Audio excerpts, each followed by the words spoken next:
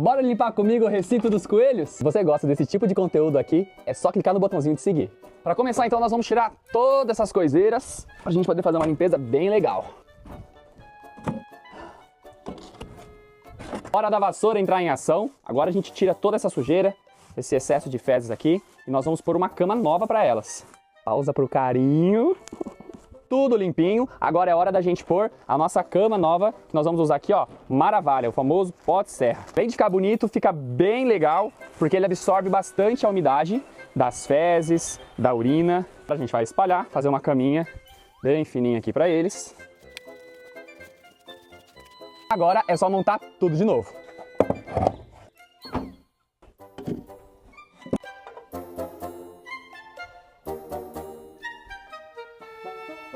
Gente, fala se isso daqui não ficou um luxo. E depois dessa trabalheira toda, até eu vou tirar um cochilo.